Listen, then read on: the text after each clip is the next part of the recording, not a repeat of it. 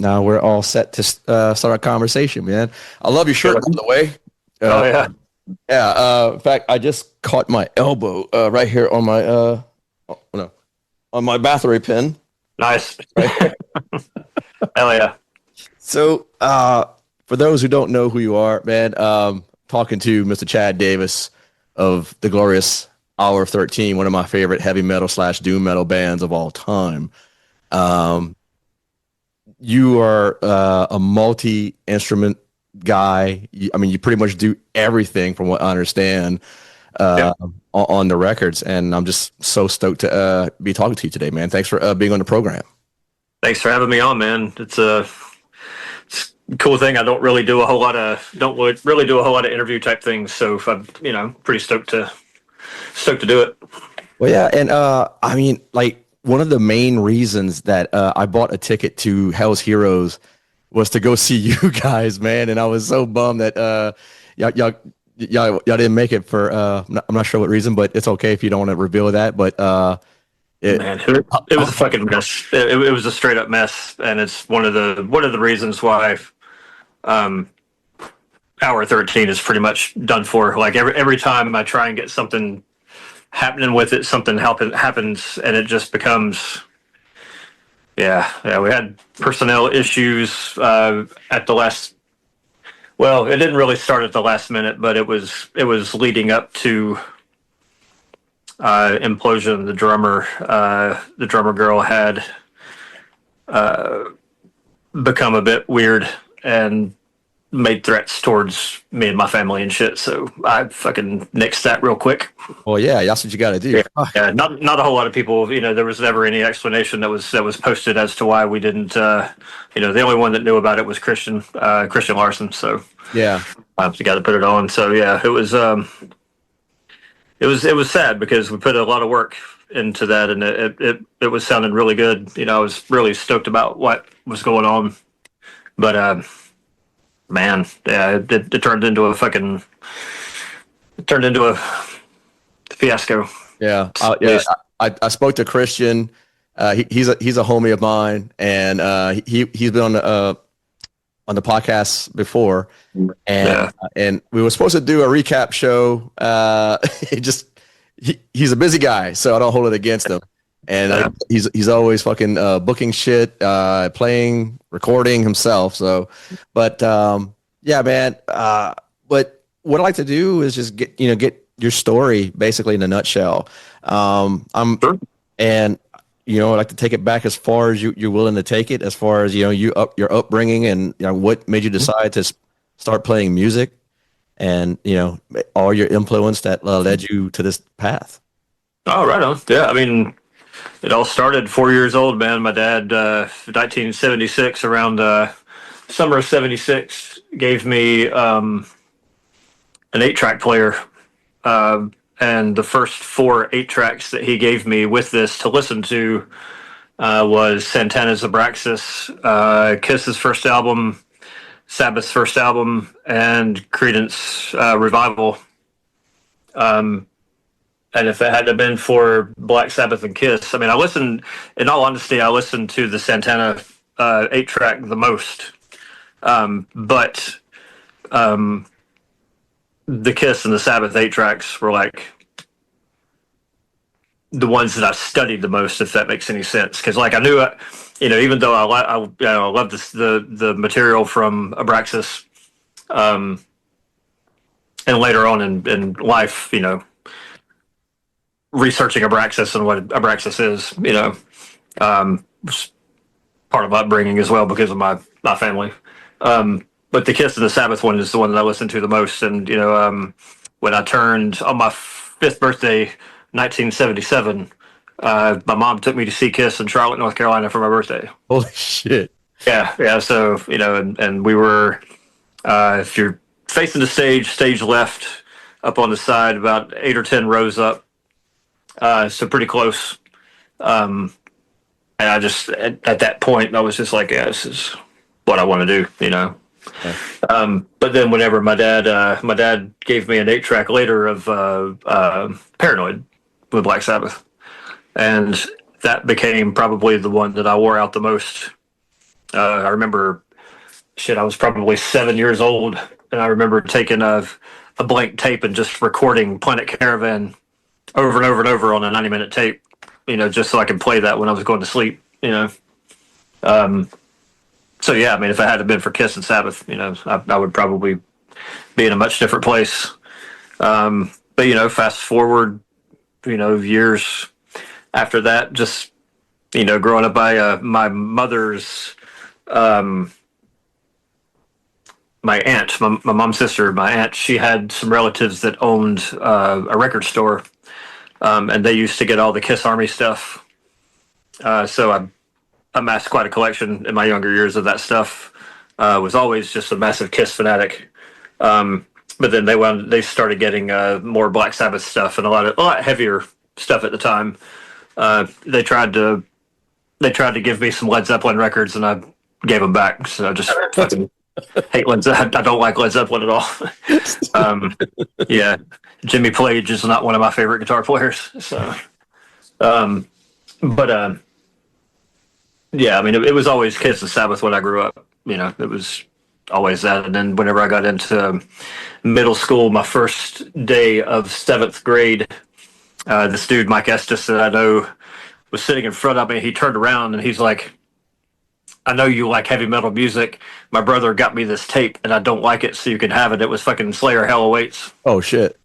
Yeah. And so I saw the cover. And I was like, well, I mean, if you don't want it, I'll take it. I don't know what it sounds like, but I'll take it, And then the very next day, like, I listened to that tape, and the very next day, my dad was like, yeah, we're going to the mall. So we went to, I went to this place called Record Bar, which was like the local record shop where all the punks and metalheads worked. And they had the 12-inch of Haunting the Chapel in there. So I nabbed that.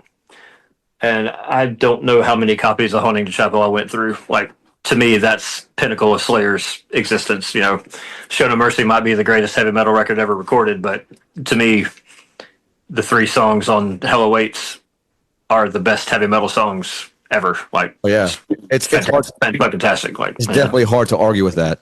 yeah, yeah. But then we got into Bathory. My buddy Claire High, his parents owned a funeral home.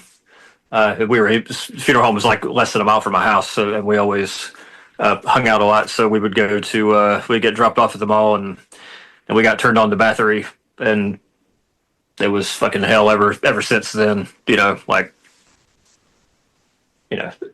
The Return to Darkness and Evil is fucking most evil record ever recorded. It's fucking just fantastic. I agree with you. I go back to the Return, like, Yeah, it's just one of those fucking consistent albums that never lets you down. yeah. Yeah, I work at a local guitar shop around here at a guitar center, and there's these younger kids that come in, and there's one guy who's always wearing a DRI shirt, and he was asking me the other day, he's like, what's the greatest thrash album ever? I'm like, well, the greatest heavy metal album is Show No Mercy, but if you're asking me what's the most evil record on earth, it's going to be The Return by Bathory. And he's like, oh, well, I would have said Bonded by Blood. I'm like, that album has a song about a fish on it, so it's not really that evil. I was like, I think you need to go back and listen to the first 2 Bathory records. And then he came in the very next day with a buddy of his getting some drum stuff. And he's like, I don't think I've ever listened to The Return, and I don't think that will be my last time ever listening to it. And I was like, son, that record has so much history and stories behind it for me. Like, that's a super important album in my life, But, after that, later on in the high school years, got into the whole punk thing, exploited fucking GBH, Discharge, one of my favorite bands of all time. I have a box of fucking Discharge stickers sitting here that I randomly bought for some reason, like a box of 20 stickers. I don't know. Decided to have them to put on everything. But yeah, got really turned on to a lot of stuff, and I did go through the whole hair metal thing. Hanoi Rocks is one of my favorite bands. I fucking love that band so much. I think they're completely underrated and got really fucking screwed by another fucking shitty LA band. You know what I mean? Yeah. Yeah. But a lot. There's so many different things. Like, all I ever did when I was a kid was listen to music. I didn't really have friends until I got into high school. I had my one friend, Claire. He was just because he was into different shit too. You know, everybody else. So, I went to high school in South Caldwell High School and Granite Falls, North Carolina is one of the most fucking redneck spots ever. Now, let me ask you one thing, because I'm glad you brought up your home state of North Carolina. I just recently fell in love. I'm from South Louisiana, just about 3 hours from Houston in Lafayette, Louisiana. Oh, nice. And I've been going to Waynesville, North Carolina. How far did you grow up from there? Waynesville that's close to Silva, right? I believe so. Yeah, up in the mountains, like Maggie Valley and all that. Yeah. So that is probably so. Silva from my house was roughly about 2 hours, and Waynesville was before. Waynesville was kind of like almost like in between Asheville and Silva. So I would say Asheville was about an hour from my house. So probably about an hour and a half. Waynesville was about an hour and a half from my house, depending on how fast you're going. You know, if you go 10 miles over the speed limit, be there an hour and a half. One of my favorite things I've ever done, and it was Christmas, and I spent Christmas time in Waynesville, and I had this picturesque tree line, and I combined basically both my favorite albums, Panzerfaust by Dark Throne, because it had the look of the trees, and I put Upon Black Wings We Die as the soundtrack for a reel, and I was like, dude, it's like, nice. and I'm in your home state, and I mean, that's how much of a geek I am for Hour 13, dude. Oh, man, I appreciate that. Hell yeah. Yeah, fucking Panzerfaust is a great album. It's my favorite Dark Throne of all time. Same, dude. Same. Best thing they ever fucking recorded. I mean, all their stuff is pretty great, but yeah, Panzerfaust is just, his vocals on that album are just fucking hateful as shit. They are. Great. They're just so fucking aggressive. Yeah. And so loud. I remember hearing Fenris talk about it on the commentary, and he was just like completely blown away. And the circumstances like recording that album, you have Fenris's dad dying and all that. It was just like the perfect fucking storm for that masterpiece of their collection. Yes, sir. But Waynesville is awesome, man. Because I used to, whenever I first met Rob Cruzan from Demoncy, he was living in Silva at that time. His dad was like the sheriff of Silva County. Wow. But I remember driving up and hanging out with him and Phil, who was one of the early guitar players from Demoncy. This would have been 1990,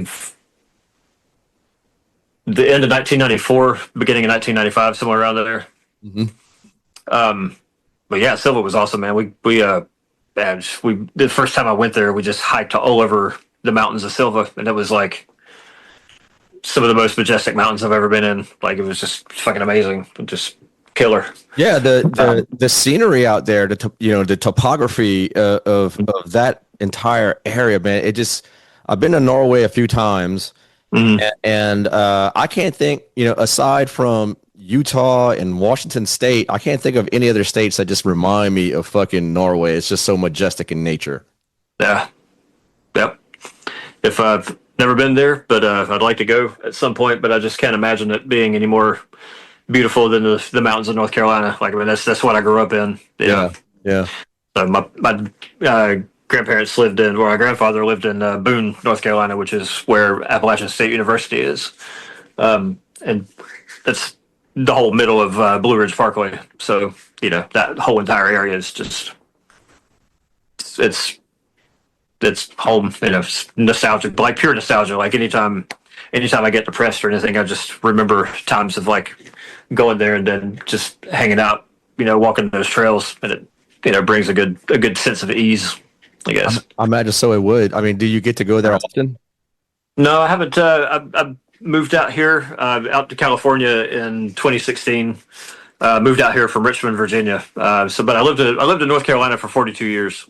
And then whenever I met my lady partner, moved to Richmond, sold my house in North Carolina, moved to Richmond, which Richmond's awesome too, man. Richmond's music scene is one of the best I've ever seen / been a part of. Yeah. There's a lot of great bands, man. That there's like Winhen. There's, Gwar, the Legends of Gwar is from out there, and then God damn it, Inner Armor as well. Yeah, in Arma's out there. You have Antichrist's Machine. You know, those guys are super nice guys.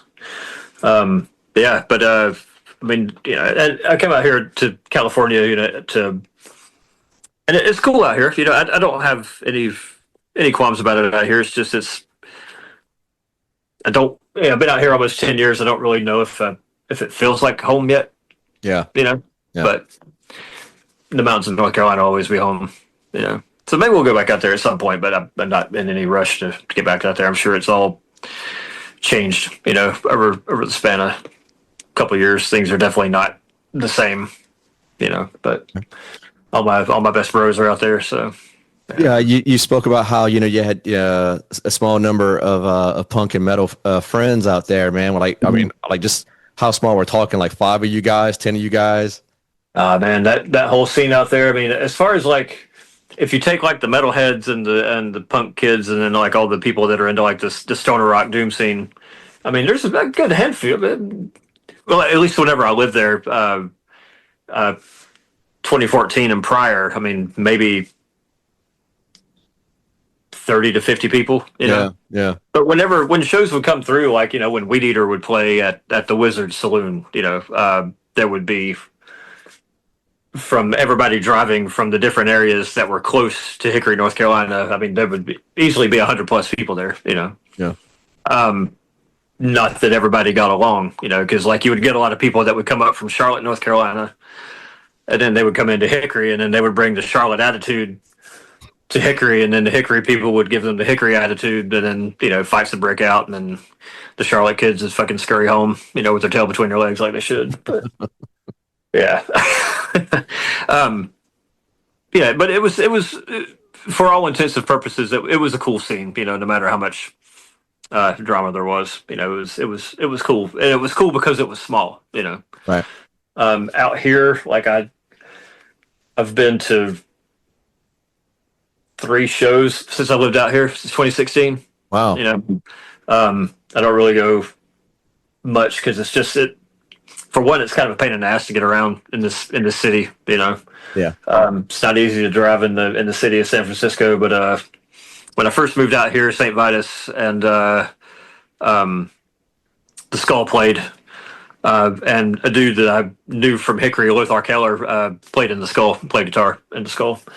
So it was good to see him. I hadn't seen him in years, you know, since he had even started playing with Eric Wagner and all those guys.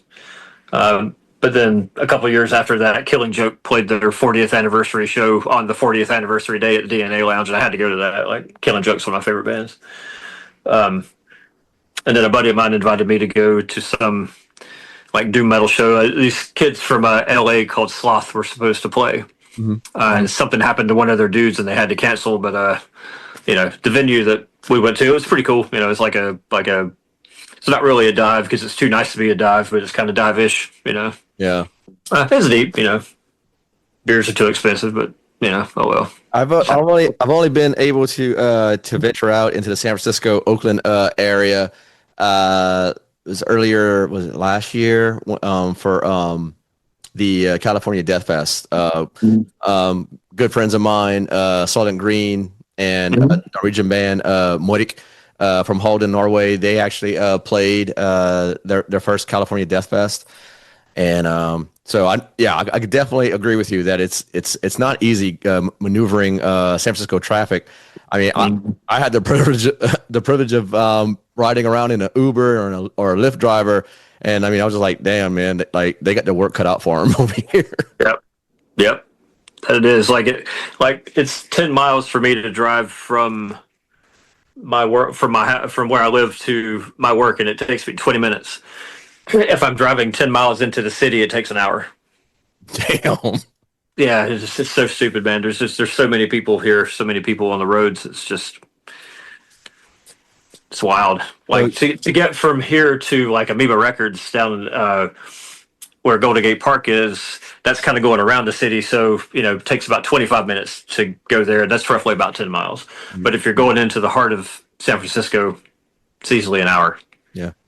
It's crazy, man. So I want to like get into you picking up an instrument, because I mean you play every one of them, and you're really astute to playing every single one of them? I mean, you're like, there's no, like, you could tell you don't have to ask anything in the studio.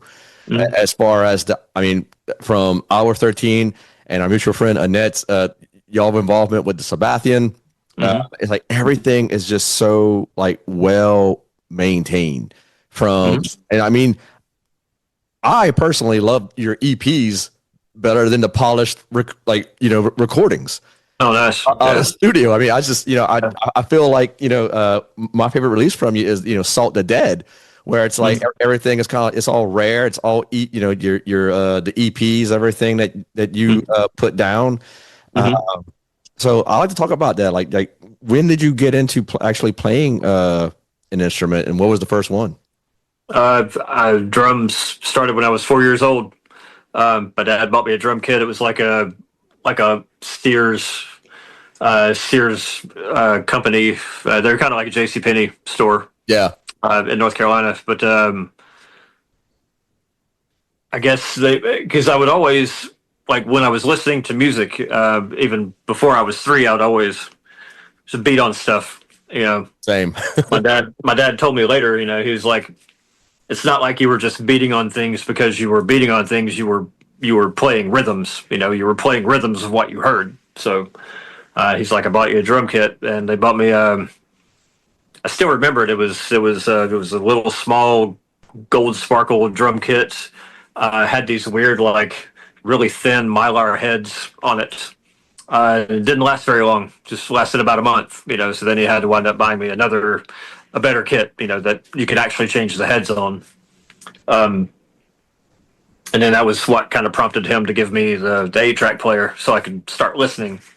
And once I got that drum kit, all I would do, like, I would go to school and I would come home. If I had any kind of like after school things to do, then I would do those. But, I didn't really play with any of the kids around my area. I grew up in a place called Roadhiss, North Carolina, which is a very backwoods place. If you blink when you drive through it, you'll miss it. The most popular thing that happened in Roadhiss is that the flag that is on the moon was woven there. Wow. So yeah, there was a little textile place there, and they used to make flags. And somebody from NASA had family that owned that plant, and they're like, well, hey, we'll knit the flag and we'll spin the flag and just give it to them. Gave it to them. It went up. They put it on the moon. That's the only thing that ever happened there. Absolutely, other than meth labs blowing up. Lots of drugs. On a cold, dark Rhodesian night, you could hear many labs blow up. But yeah, I would get out of school, put on those 8 tracks and listen, or I would go through my dad's records and listen. Just put them on and listen. That's all I ever did. So fast forward to when I was 9. I went to my dad's office, and there was a guitar sitting behind a couch, and it was some like Les Paul, like a knockoff type thing. And my dad asked me if I wanted it. I was like, yeah, of course. It looked like something that Ace Frehley played. Absolutely. Ace Frehley was like my hero. Then still is. He's the best guitar player on earth. But that explains all your lead work. Yeah. Try to be like Ace. Yeah. But then I just started like sitting down and just trying to figure out what strings did what. Like my dad taught me how to tune it, so I could keep it in tune.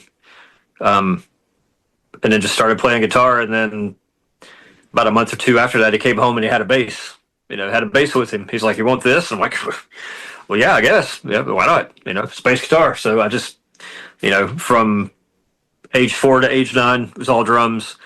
From age 9 until I learned how to record myself at age 20, it was just playing them all the time, But once again, like all through grade school, all through middle school, my only best friend is Claire High. And we got into everything together. We got into Iron Maiden together. We got into Bathory together. We got into Slayer together. We got into Misfits and Samhain together. We got into all that shit. Then he wound up going to college. I stayed behind and kept doing the music thing, and then got into high school, started jamming with people. Brian Weaver was a bass player I hooked up with. At this time, I was just playing drums, so always playing drums in the bands. Then got hooked up with some other guys from Hickory. We had a pretty popular area band, Cry No More. There's a couple of videos of us on YouTube, which are pretty great. I've posted them on my Facebook before because just seeing them is just blows me away. Like that was 1990. I was 20, and we were playing bars in Hickory, just having a good time. But then I wound up getting a 4-track recorder when I was age 20, and I put a tape in it, and I set up a mic in front of my drums, and I'm like, I wonder. Yeah.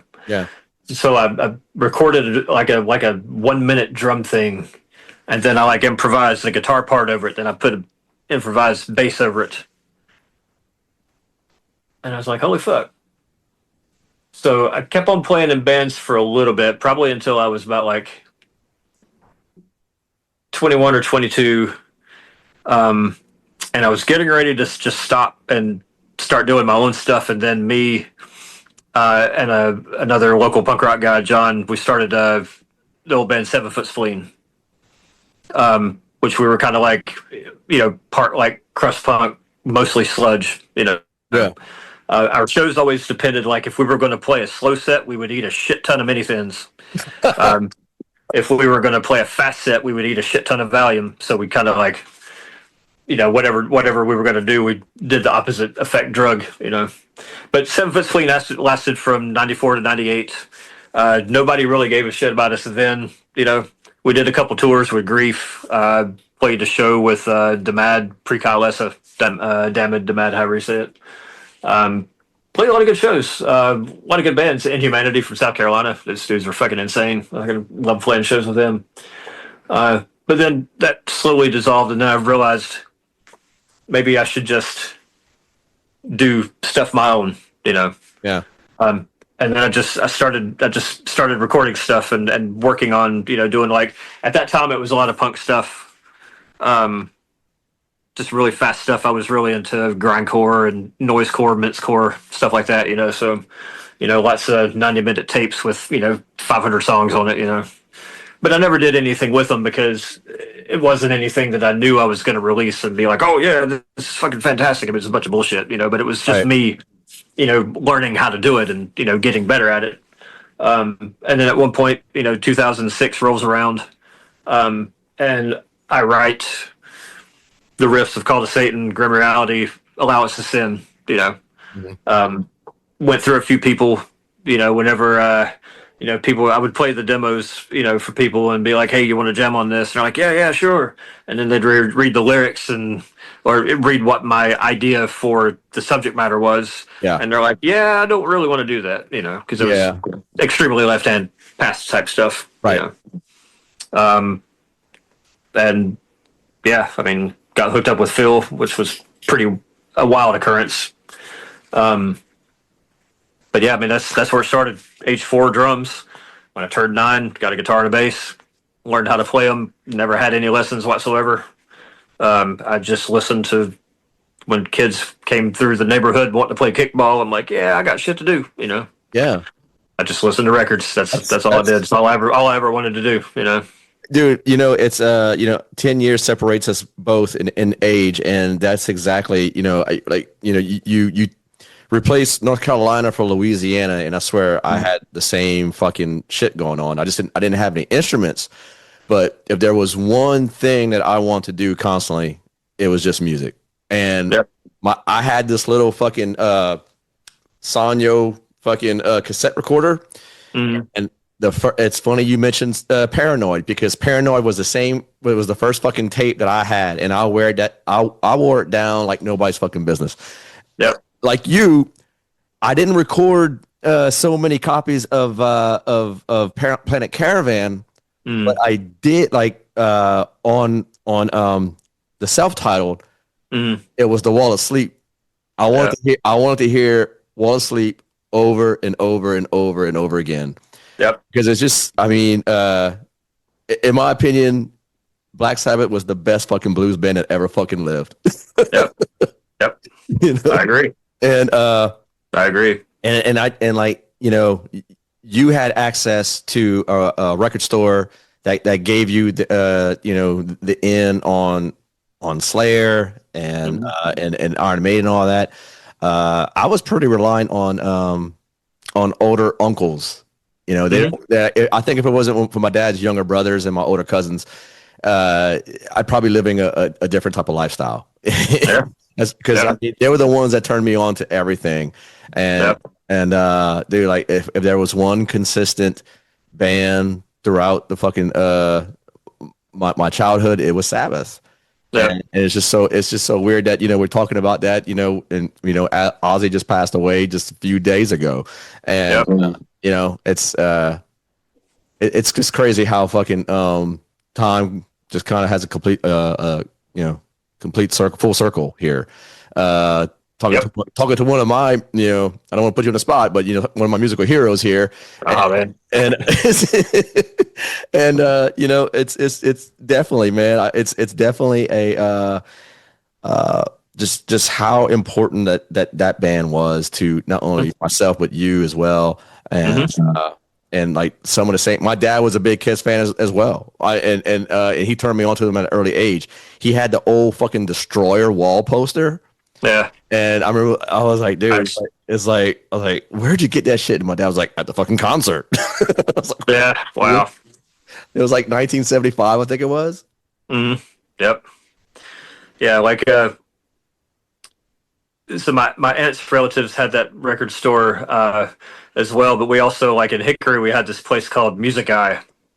And I remember being, I don't even think I was even 10 years old yet, but I remember going in there one time and just looking at records. I think at this instance, I had bought, um, or my dad bought me Dio's Last in Line. But I remember walking past some records and I looked over and it was the cover of UK Sub's Flood of Lies. And it was like the picture of like the emaciated Margaret Thatcher on the front, you know. And at Yeah. first, I just thought it was like a zombie or something, you know. If I could live in Rochester, North Carolina, I know who the fuck Margaret Thatcher was, you know. I didn't even know what the UK was, you know. Um, but I remember later on in my teenage years when I started driving, there was another record store that was a very independent punk rock store called Selector Records. Um, and I went in there and I saw that same record again, and I was like, "Holy shit!" It's like I remember seeing this when I was a kid, so I bought it. You know, one of my favorite punk records. I love that record so much. Going back to the Wizard's Saloon, they didn't have a sound guy for a couple months, and I got to run sound for the UK subs in that store, in that club. Wow. And I didn't have that record anymore, but I swear to God, I talked Charlie's ear off for a good 30 minutes about like, dude, you don't understand what kind of impact that album cover had on me when I was a kid. Like just walking in, being some, you know, snot nosed nobody that had no idea of what anything was, you know, and just seeing that and being like, that's great, you know. Like I don't even know what it is, and I love it, you know. Yeah. Um, and then I moved to Buffalo, New York, not too long after that. I lived there for about a year or so, and fucking UK subs played again, and I remember going to that show, and I was like, "Hey, you remember me?" And they were like, "That was the best sound we ever had on that tour." Damn. I'm like, "Oh man, you guys are ass. That's not right." But yeah, man, just Sabbath, you know, the whole Ozzy thing. Like, I don't, it still hasn't like processed to me. You know, the first Ozzy thing I ever had as a kid for his solo stuff was the picture disc of the Mr. Crowley, like the live versions of Mr. Crowley, You Said It All, and Suicide Solution. Um, my dad came home from, he went to the mall or something. I was sick. I didn't go. Um,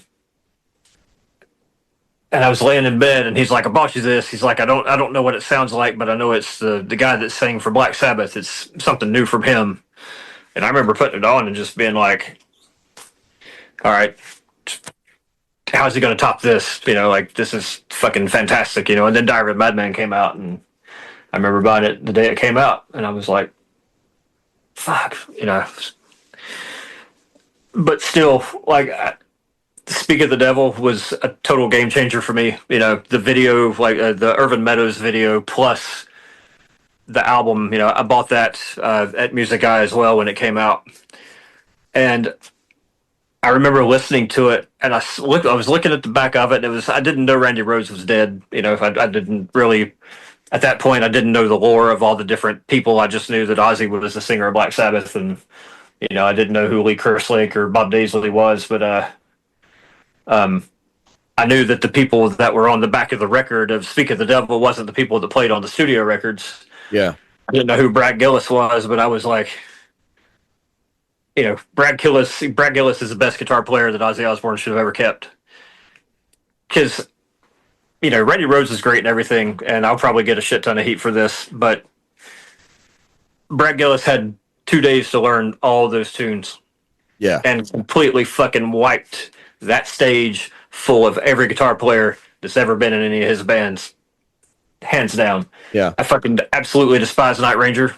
Maybe one or two good songs, I don't know. But, man, I understand now why Brad Gillis didn't stay, because you know, older now, can, you know, hear the interviews and understand that, you know, Ozzy was fucking going crazy at that time. Oh, yeah. You know? Yeah. But, man, I remember just listening to Speak of the Devil, being confused as to why Ozzy was just playing only Black Sabbath songs, but just listening to it and being like, you know, this is blasphemy again, but like, the guitar player from Black Sabbath didn't play this song like this, but this is fucking way better. You know, like, this is fucking way cooler. It's just heavy, you know? Yeah. You know, yeah, Tony Iommi is one of my favorite guitar players of all time, but, you know, just something about what Brad Gillis had to endure playing those tunes. Yeah, just two different skill sets, you know? Yeah. But yeah. And then the whole Kiss thing, like, you know, Ace Frehley has always been my favorite guitar player, just for the simple fact that, like, he doesn't play like anybody and nobody plays like him. No, it's so funny working at Guitar Center, just hearing like walking around and listening to people talk, and it's generally 95% of the time, anytime there's a Kiss song on, somebody's like, man, fucking Ace Frehley's such a hack guitar player. What? And I just think to myself, I'm like, you fuckers fucking play that shit. Like, sure, he's not flashy. He's not Steve Vai. He's not fucking Randy Rhoads. He's not Jimmy Page. Because, you know, if Robert Johnson didn't exist, Jimmy Page wouldn't exist. You're exactly right on that. I'm glad somebody fucking said it finally. Yeah.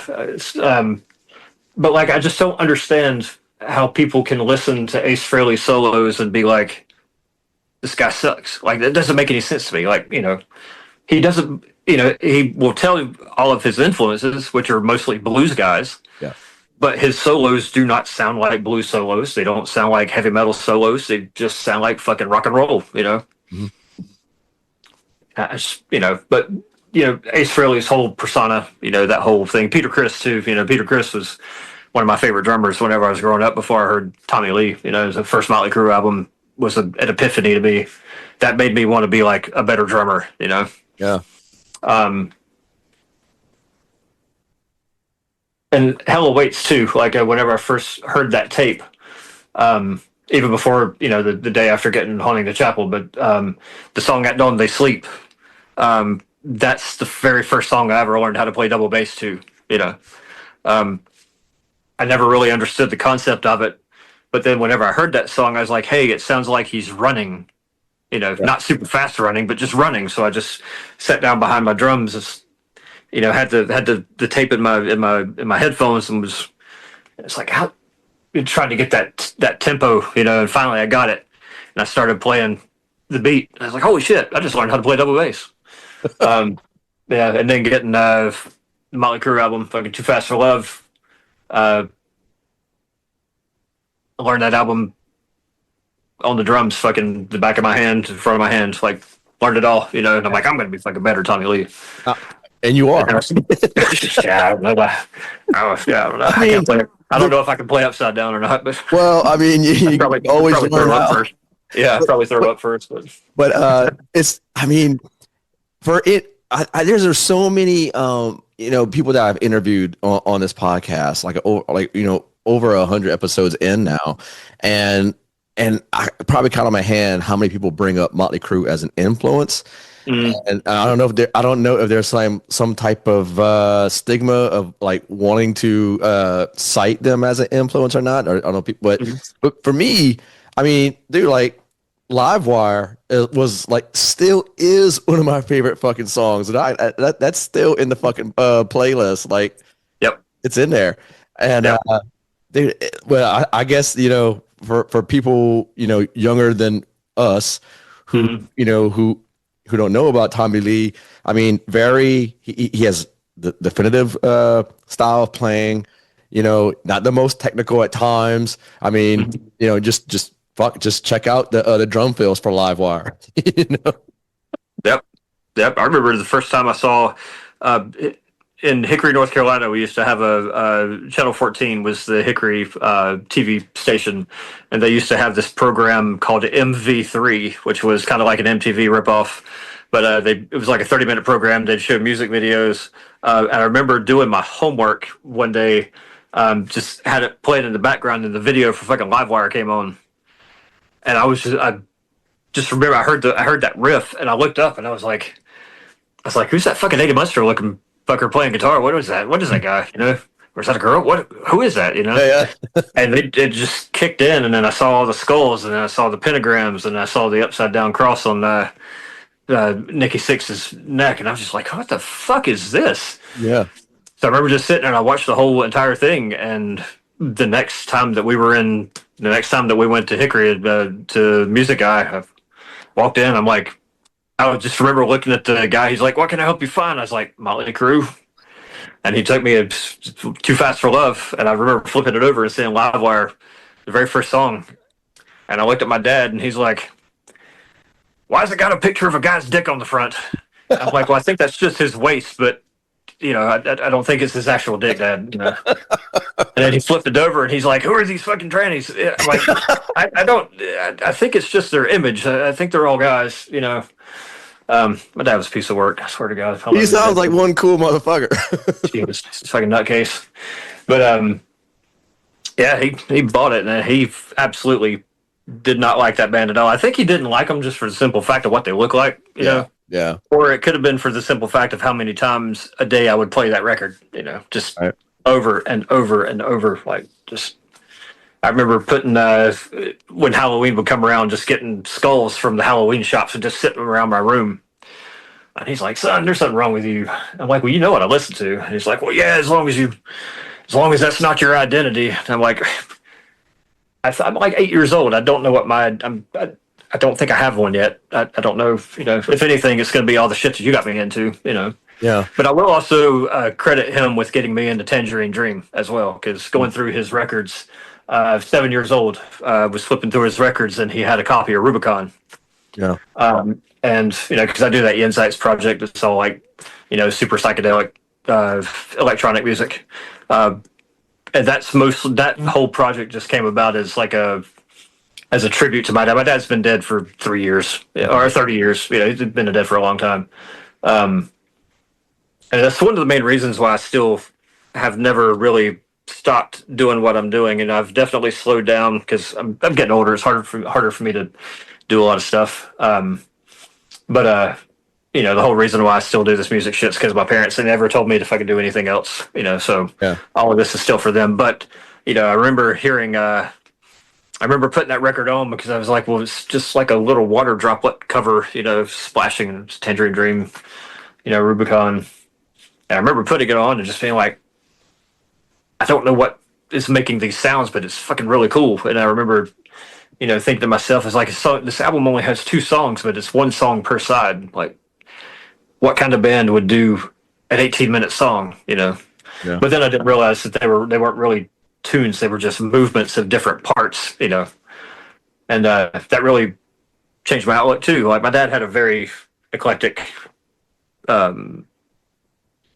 music taste. He was definitely more into acid rock type stuff when he was younger. As I got older, when I was born and all through my early days before I was a teenager, he was mostly like 50s and 60s music. That's what he listened to. But occasionally he would put on like Black Sabbath, or he'd put on Deep Purple, Creedence, something like that. So he was definitely a very heavy hitter in the cutting of my chops for what I do. So. But yeah, man. As far as your dad's influence and the things that he gave you, as far as the instruments are concerned, man, I think you're doing him and both your parents a complete service by continuing doing the music, playing the music that you do, and recording everything. Yes. Because I haven't stopped listening to your to Hour 13, and I just recently found out about the Sabathian. Through our mutual friend Annette, who says hello, by the way. And as of recently, and it's just I'm just surprised but not surprised learning about all the different music that got you here to this point, because you have a very broad palette music taste like I do, and it seems that your music at Hour 13 is it's always typecasted into doom or heavy metal or something like that. And there's some reason behind that, but I just think like there's more to it, because like when I heard like my favorite song by you that I mentioned on top of the podcast recording, Upon Black Wings We Die, it's like I couldn't put it in a specific genre, and I refuse to, because it's like one of the most beautiful tributes to a friend I've ever recorded. And I was telling a friend of mine that whenever I discovered Hour 13 and discovered that song, I had this friend of mine, Rob, and I told Rob, I was like, look, you're into fucking heavy music, metal. You need to check this band out. And sadly, I don't know if he ever did or not, because usually when I give him a recommendation, he comes back, he's like, oh dude, that shit fucking, it slapped, or fucking had some hit to it or whatever. And he passed away shortly after I told him about it. It's just a weird fucking coincidence how, that song that you wrote and me telling Rob about it, and in his passing. So it's that song stays with me, man. Like I got to listen to it every day. And the entire album's, the discography, dude, is just something that I think all people should know about. Like that's my opinion. I'm sticking to it. Nice.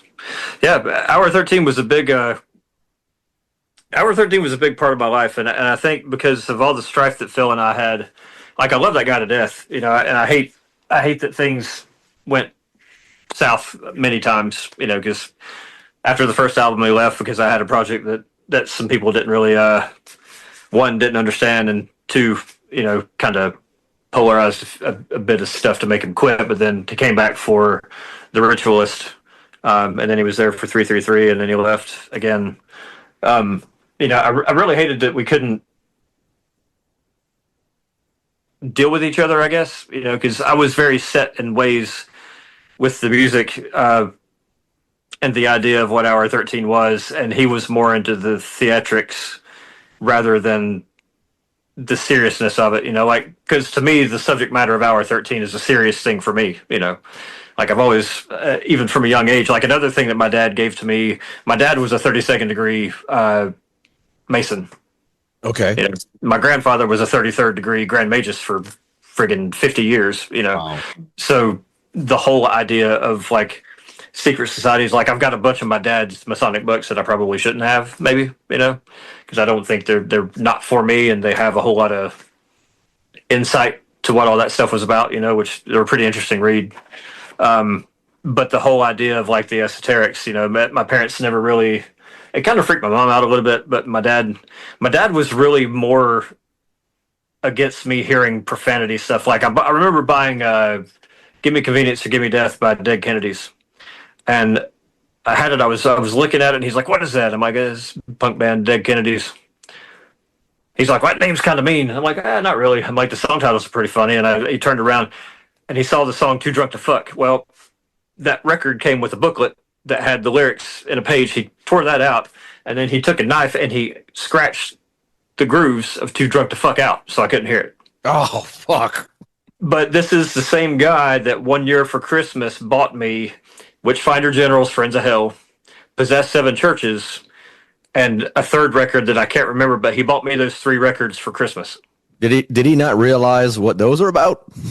Oh yeah. Yeah. It's like the whole satanic thing didn't bother him because he probably thought it was just more of like a phase, or he's more like, hey, I'm a Mason, we're not exactly the cleanest people either, you know what I mean? So but I think it was more the profanities that he didn't want me to be privy to, which I don't really understand. But I mean, it's okay to buy me an album that's got boobs on the front, that says Friends of Hell on the front, Yeah. It was fucking Venom's Possessed. Oh, there you go. Because I had the kids, with the 666 on the neck, So he bought me those 3 albums for Christmas one year. And it always used to just baffle me. I'm like, it's like I asked him one time, I was like, you don't mind me having shirts that have upside down crosses on it, or you don't mind me having records that mention Satan or anything like that. But anytime it comes to any kind of swear word, like the word fuck or anything, well, it's not morally acceptable. And I'm like, so there's morals in satanic imagery, but there's not morals in potty mouth language, Yeah. And he's like, just don't fucking question me, pretty much, So Yeah. all right, man, whatever, so I just let it go, but just funny shit, but Well, I'm glad you bring up, the difference between you and Phil as far as the idea of Hour 13. And, I like to get it, straight from you, the founder of that band. What does Hour 13 mean to you? Like what is the I guess the core of the band? Well, the Hour 13 name came from City of the Dead. Right. She's trying to stab this girl, and Christopher Lee's, no, you must wait till the Hour 13. And I remember seeing that movie a long time ago when I was a kid, younger, 13, 14, somewhere around there. I don't remember. And I'm like, that name always stuck with me. And I remember writing it down and putting it on sheets and just, putting it away. And then whenever I first got into the experimental music scene, and like dark ambient music and stuff, I had Hour 13 was Hour 13 Productions. I put out like a subclinic demo on that, and I put out a compilation double cassette that had like subclinic Profane Grace, which was a thing that me and Rob worked on, but that was before I joined Demon Sea and Profane Grace. But and a bunch of people around my area that were doing noise type stuff. And I just remember, like, after that got started, people started putting out the subclinic stuff for me, so I didn't have to worry about it. So I just shelved the Hour 13 name again, and I knew that it was going to come up again at some point. Fast forward to the end of 2006. December 2006 is whenever I wrote Call to Satan, Allowance to Sin, Grim Reality. And this guy, Thomas Bean, who is no longer with us, one of the guys that wanted to play bass on the stuff, he actually helped me.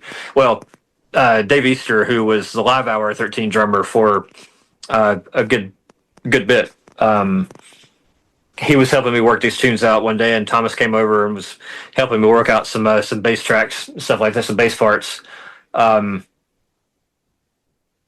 And he's like, when did you write these songs? And I was like, last night. He's like, what, around the midnight hour?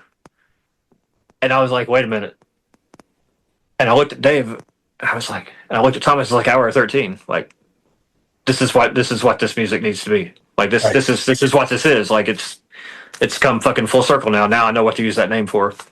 So Thomas bailed out because he was a very Christian person, didn't want to have anything to do with like satanic lyrics or whatnot. And then I remember writing those tunes, and another one of the most the weirdest thing, the whole way Phil came into this. I was playing in a band called U.S. Christmas. We were on Neurosis's label for a hot minute. Uh, a guy had, I don't know how Chris came into the picture, but one of the first times I met Chris, we were doing some promo photos for the inside of the U.S. Christmas Eat the Low Dogs album. And Chris was with us. He was riding around with us in the van. My wife at the time was taking the photos.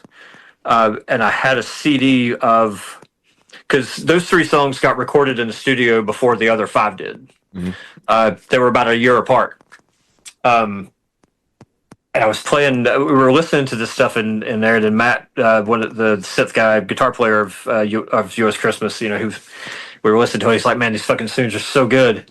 And Chris is like, I know a guy that used to live in Texas whenever I was there. He was a friend of mine when I was in Scum of the Earth. His name's Phil Swanson. His voice would be fucking absolutely perfect for this music because he's really into like new wave of British heavy metal, like early heavy metal stuff. Yeah. And doom stuff. And I'm like, well, I don't really even know what this music is. Like, this is just shit that I wrote. I don't know if it's doom metal or if it's heavy metal or if it's occult metal or if it's what, because nothing really has been put to it yet. He's like, well, I need to get a hold of Phil. So later that night, I started a MySpace page, Hour 13, and I posted those tracks. And the very next day, I got a message from Phil Swanson. He's like, hey, man, these tunes sound really good. I can't wait to hear, some vocals over top of this. And I emailed him back, or I messaged him back on MySpace, and I'm like, is this the same Phil Swanson that knows Chris Thomas? Yeah. And he was like, yeah. And I was like, oh, Chris must have got a hold of you. And he sent me a message back. He's like, I haven't talked to Chris in 15 years. Oh, wow. And I was like, well, it's a funny fucking thing. I'm like, give me your phone number because I need to call you and tell you this. Yeah. So he calls me and I'm like, dude, I was just riding around in a van with Chris Thomas last night or yesterday doing a photo shoot for a band I'm in. And he told me point blank, Phil Swanson's voice would be absolutely perfect for this. And he's like, what the fuck? I'm like, dude, all right. Can't make this shit up. Yeah. I'm like, give me your email address. I'm going to send you these right now. 2 days later, he sends me back those tunes with the vocals on it, which are the demo versions that are on Salt of Dead. Wow. Yeah. That's fucking amazing.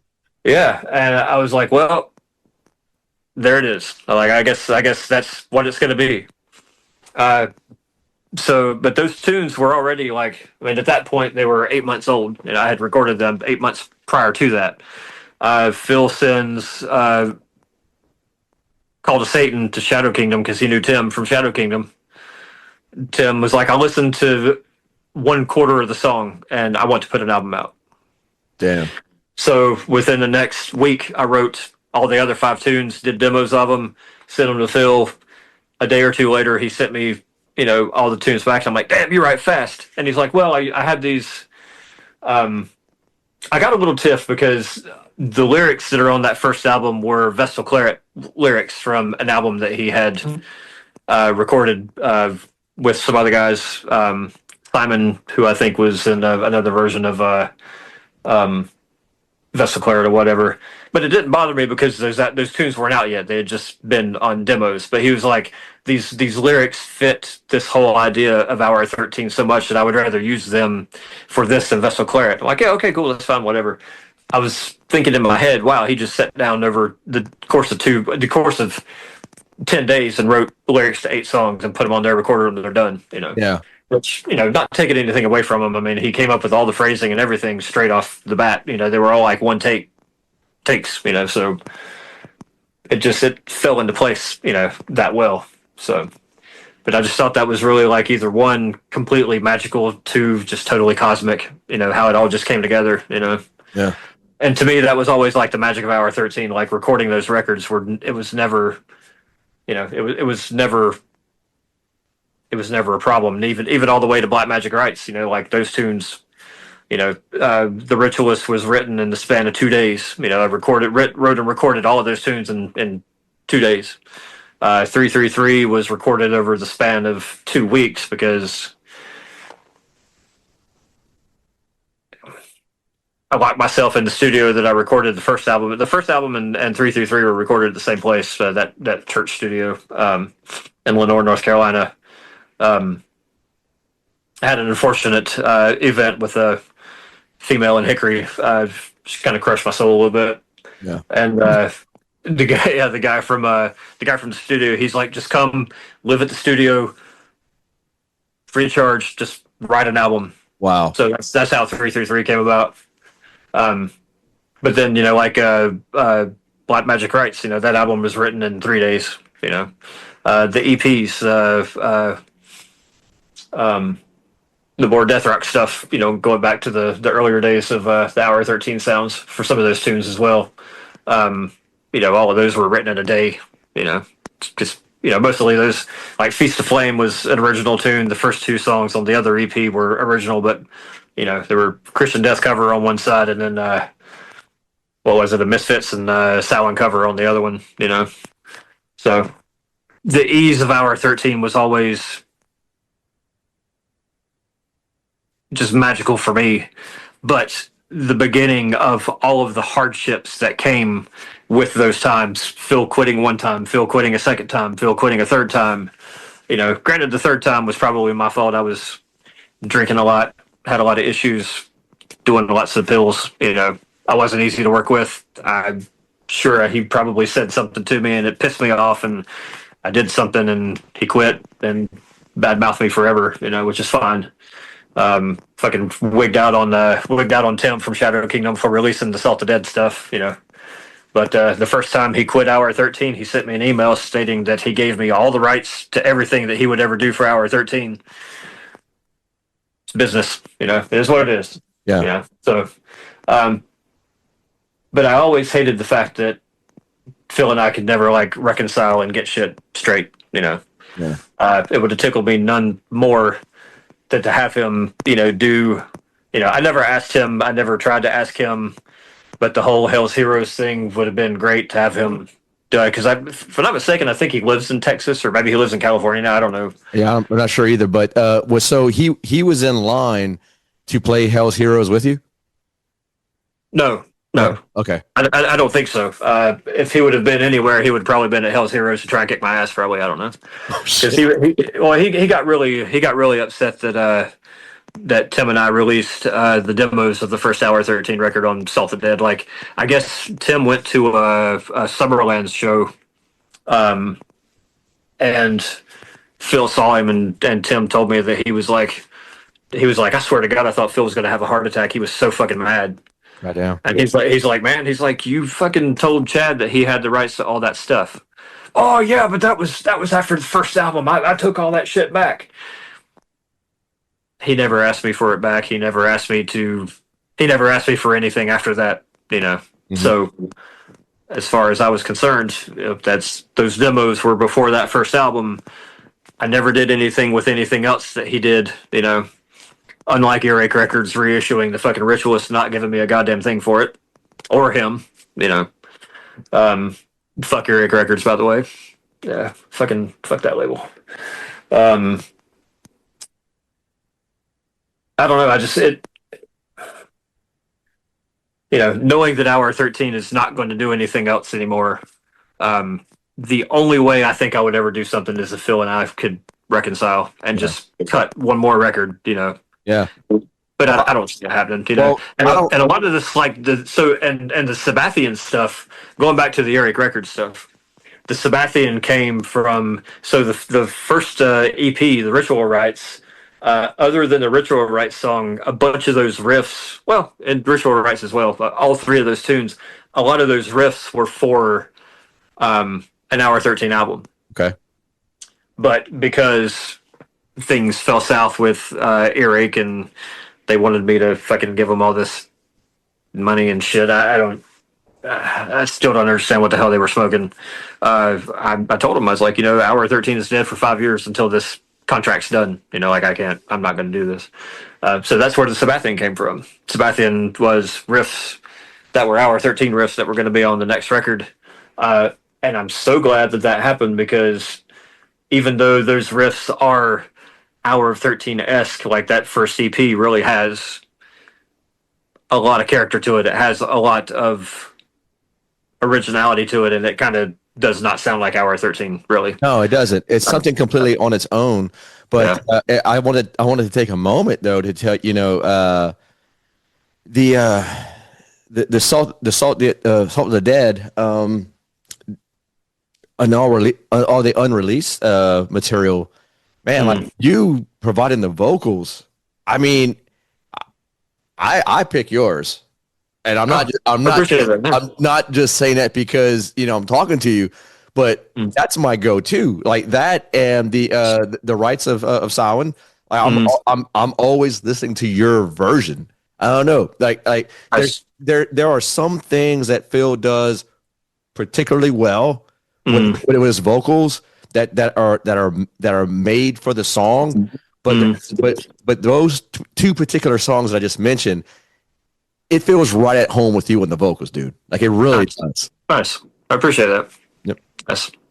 I appreciate that. I mean, I like doing them. I don't. Well, I can't really say that. I don't really like doing vocals, but I think my voice is more like my voice is less accessible, but it has a bit more. There's something a bit more like new wave of British heavy metal of ish about my voice, Yes. Yeah. Phil is a great vocalist. A lot of bands that were in the new wave of British heavy metal stuff did not have great vocalists, which is where I felt more at home with. I know my voice is a lot more nasally and a lot more higher pitched. There's something about Phil's voice on that first album that was fantastic. Like that was like it is. It's really hard for me. People are always. I like that people say I'm honored that people say that they love my voice. But to me, the pinnacle Hour 13 album has always been the first album. But I will say, the tribute for Cash, that tune is probably my favorite Hour 13 tune I've ever written. And dude, like mine too. Like it really is. I mean, it's just you over the music on that, dude. It you can tell that was a friendship that you mourned, and you fucking paid the best tribute that you can for your friend, and it definitely you can hear it. I mean, I jammed. There's not a week that goes by that I'm not jamming upon Black Wings. I'm not. Nice. I appreciate that, man. That was it was a sad time. I miss talking to that guy, man. It's always. There was one time we were laughing about something so hard I fucking threw up. Like it's just the comedic value that dude had, and just the sincerity, And he's a depressed guy too, man. Like we've both kind of consoled each other a lot on depression topics and stuff like that. Because going back to my parents. I mean, I was standing with my mom and my grandmother the day they died. My dad died 3 months later, so within the span of 3 months, my whole entire, the bedrock of my family was gone, Yeah. And that really fucked me up for a long time, and, it was nice to have, a friend, a comrade that didn't really have similar things, but still had a sense of underlying pain that never got really resolved, we both, for our problems, tried to, dumb it down with alcohol, pills, drugs, whatever, and it just didn't work, I know. I'm going on 17 years sober. Nice. Nice. Thank you. In September, man, and in my sobriety is how I met my friend Rob, who I tell you a little quick story about him and I. Sure.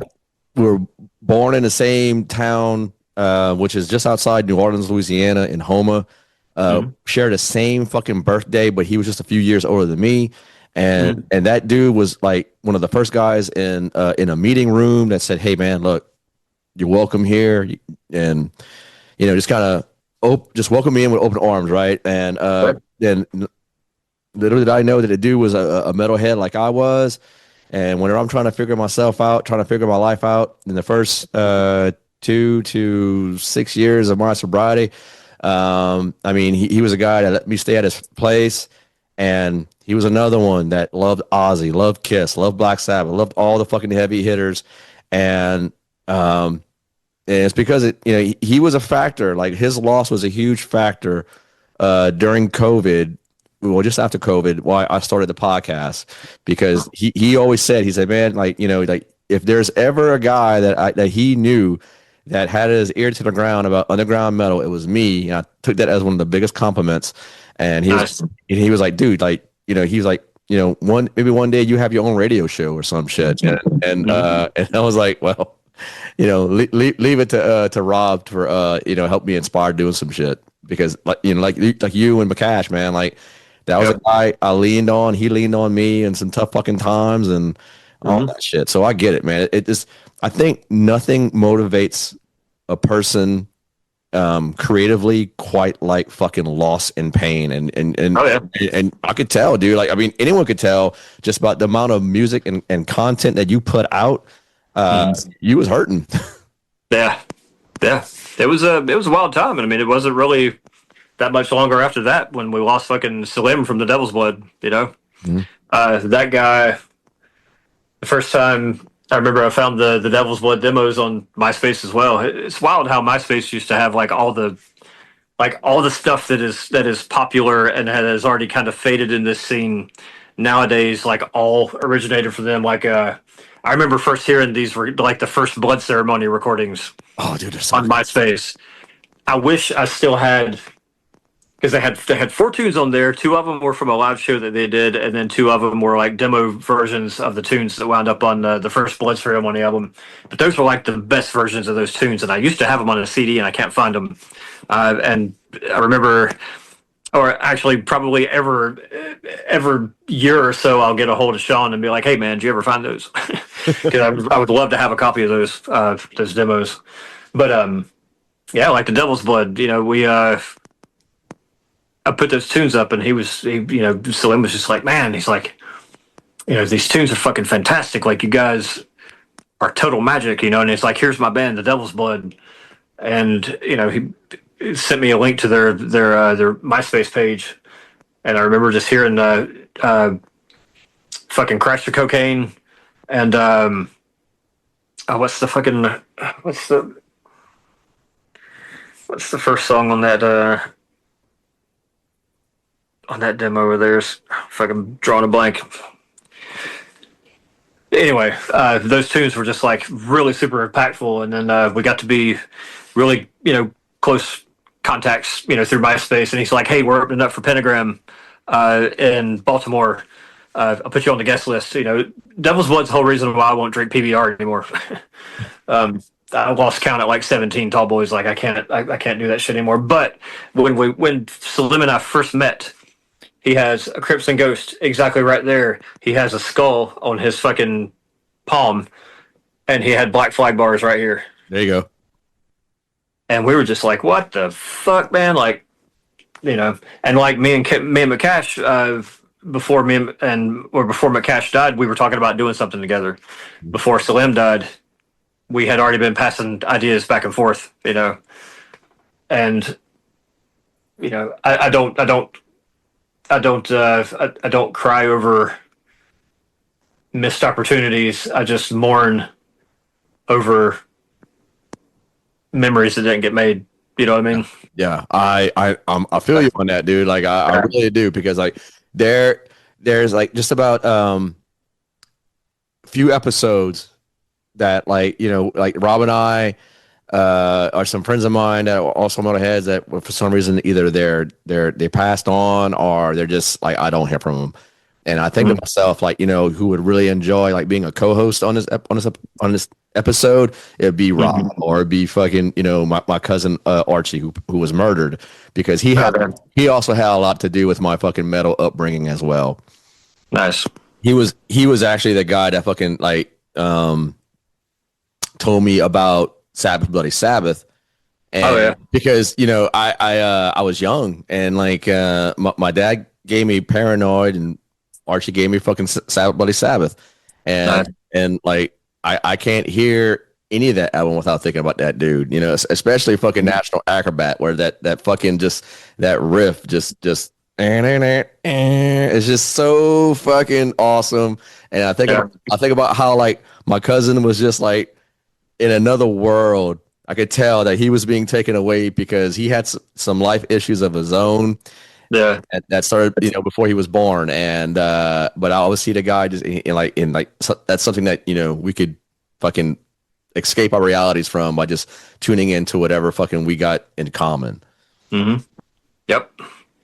Yeah. I really wish. I really wish a lot of the guys that helped me cut my teeth, back in the day. I wish we were all still a lot closer. A lot of them kind of maybe distanced themselves from me because most of the people that I played with in school, were later on turned into like born again Christians and didn't really want to have much to do with me because I definitely never went that route. It's like the older I get, the fucking crazier I get about occult stuff. Like it's my life. It's my upbringing. No gods, no masters, always. Yeah. Quote the mighty Amoebics. But like just the sheer nostalgia of everything that I was into when I was growing up, like that is what still fuels my heart. Have a 9-year-old, almost 10-year-old daughter. She is my entire world. My life partner, Trista, she is my entire world. Below the rung on them is my entire past that shaped everything that I have. Like,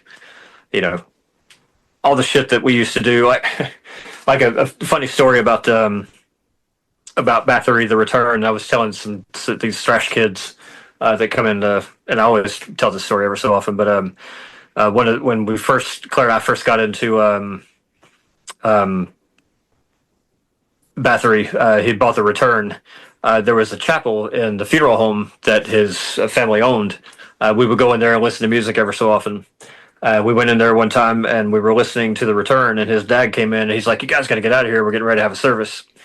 Well, Claire didn't take the tape out of the tape deck. Yeah, so all of these people pile in there, and the priest guy looks down and sees the tape in there and hits play. It's fucking Bathory blares out the fucking PA. That is fucking epic. At a funeral service, we used to go through and like all the coffins, we'd open up the lids, and the coffins, the pillows would have crosses on them. We'd fucking turn them upside down and shut the lids. So whenever his dad would open them up, all the fucking crosses on the coffin pillows are upside down. Fucking, that's the shit that still makes me feel like, because I'm getting ready to turn 54.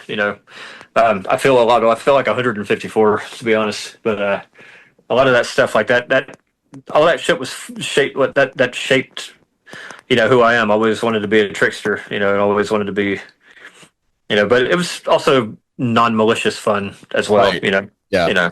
I think you and I would have been really good friends if I'd have been in that area. Oh yeah. Or either you'd have been in a lot of trouble.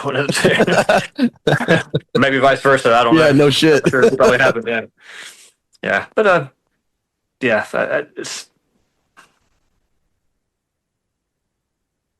I can't put into words like how I was exposed to everything was just so effortless, even without the invent of the internet. Like right. I kind of like I like that I can go on to Metal Archives now and look up and be like, oh, this band sounds like this, but this band sounds like this. Oh, I've never heard these guys, so I look them up. But it also makes me really agitated that I can't really go to a bookstore anymore and grab a Hit Parader or Rip magazine. Rip magazine, yes. And just be like, oh, look, here's an ad that's got, like the first time we ever heard Possess, Claire brought a Hit Parader magazine in, and he was like, hey, Hit Parader, if you clip out this this page and you send $5, they'll send you this compilation called The Wild Bunch. Yeah. And I was like, oh, okay, yeah, sure, why not? Let's do it. So he gave me $2.50. I got $2.50. I gave it to my mom. She gave me a $5 bill and an envelope, cut it up, put a stamp on it, sent it out. About a month and a half later, the tape showed up at the house, and I'm like, hey, the tape showed up. So his mom brought him over, and we put the tape in. I bought a sealed copy. I got it sitting over here because my other one's about worn out. But man, we just was listening to that, and it was like, but it got to Burning in Hell from Possessed, and we were just like, this fucking sounds like shit, but it fucking sounds killer. What the fuck is this? Like, this drummer guy is just going for broke. Doesn't sound like it knows how to play, but just listen to that goddamn guitar riff. Like, listen to those riffs. This shit's fucking evil. And then he went to Record Bar, got the tape of Seven Churches, and I was going to spend the night over at his house. And he's like, yeah, we're going to go. We listened to that shit. And I swear to God, we played the first 3 songs off of that tape over and over and over that night. Like, just could not believe what we were hearing. Like, because we were listening to Slayer before Possessed, and then we got Possessed, and we were like, fuck Slayer, man. Fuck this shit. This shit sounds like fucking Pointer Sisters. Like, what the fuck, you know? Right. You're taking me back, man, because like I remember, like, you know, back in the day when it was like it was cool and it was safe to send cash in the mail. Yeah. Yep. You wouldn't have to worry about fucking people ripping you off. But I mean, you know, after about the first like 3 weeks, I was like, I don't think we're gonna get anything, man. I don't. Maybe they just got too many orders for this shit. I mean, why are they going to prioritize some kids from fucking Rotis, North Carolina, over somebody that lives in Las Vegas, California, or Los Angeles, California, you know?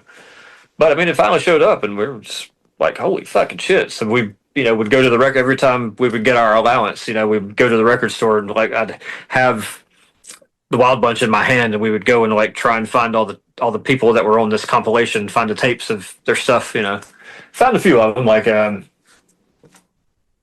think the Agent Steel shit was like the hardest to find. Yeah. So I think Taken by Force was on that compilation. Did you? We would always.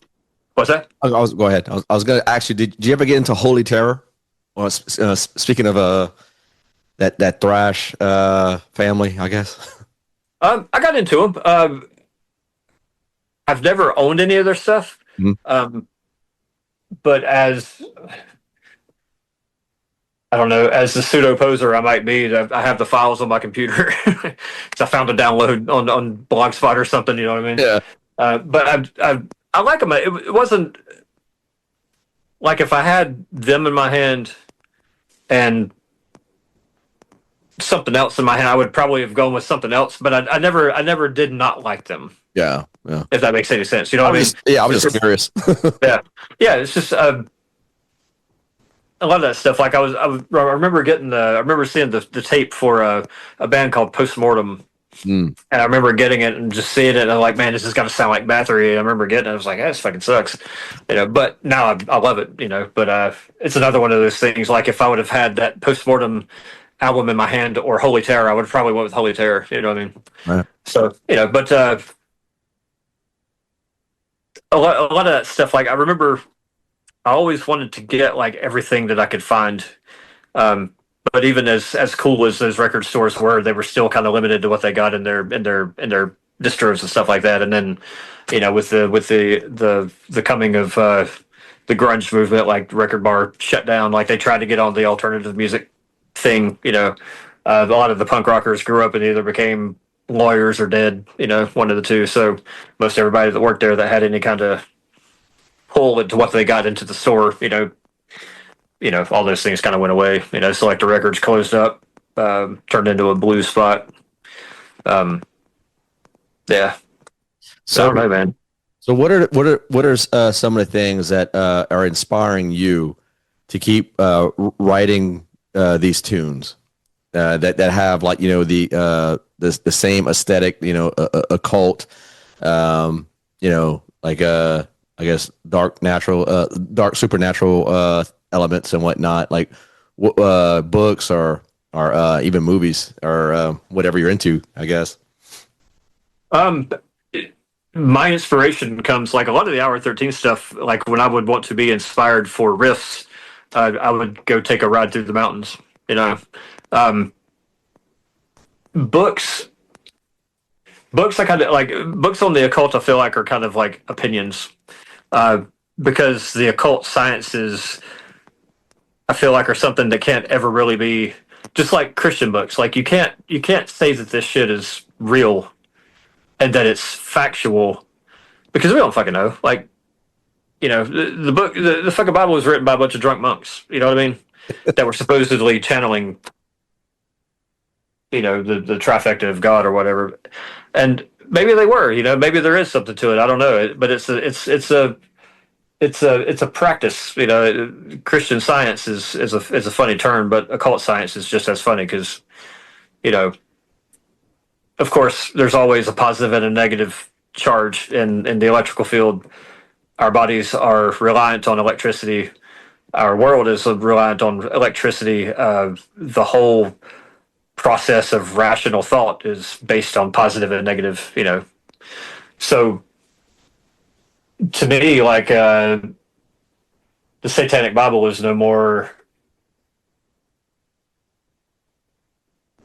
The Satanic Bible is no more comedy than the Holy Bible is, no more than Aleister Crowley's Moonchild or the Book of the Law, or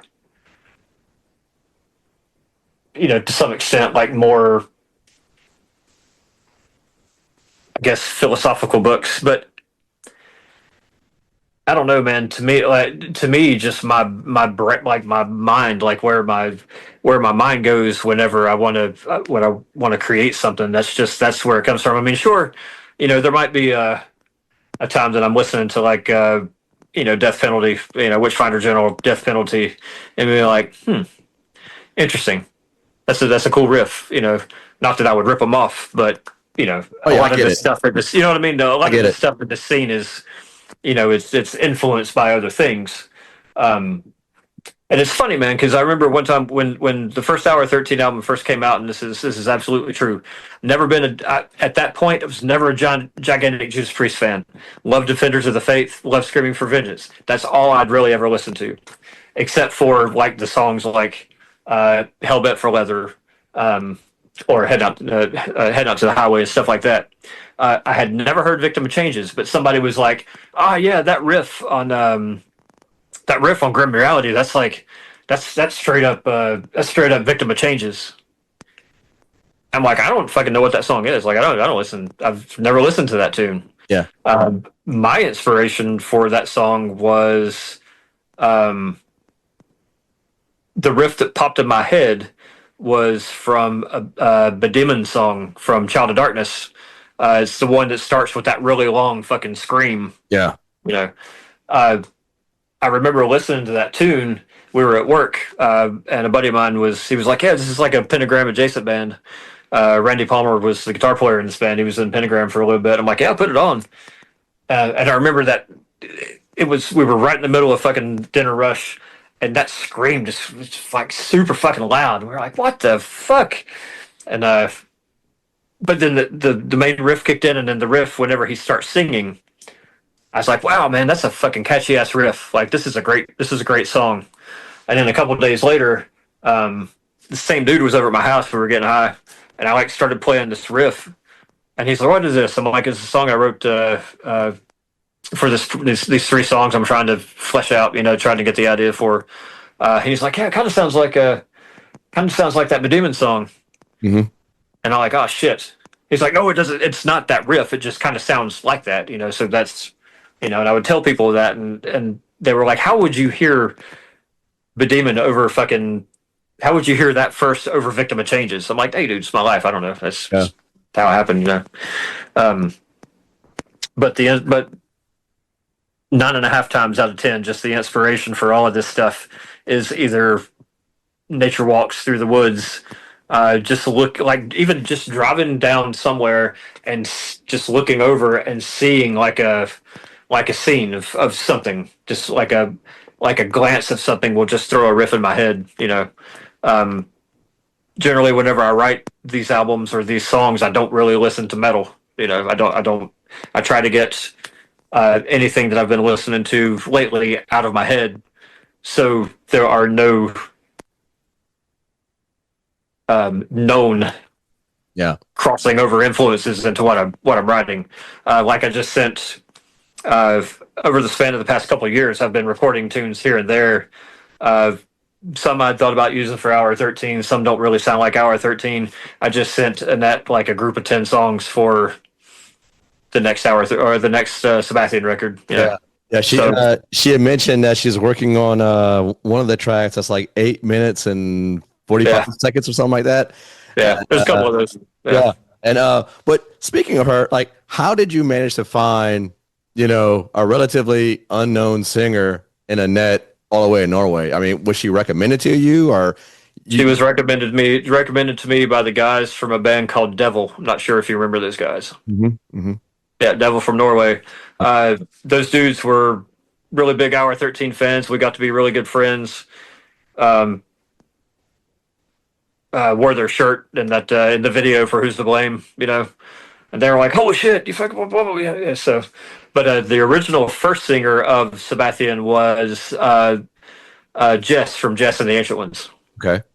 And I'm not really sure what happened with that. I think maybe the guys from the rest of the band from Jess and the Ancient Ones. I think she had recorded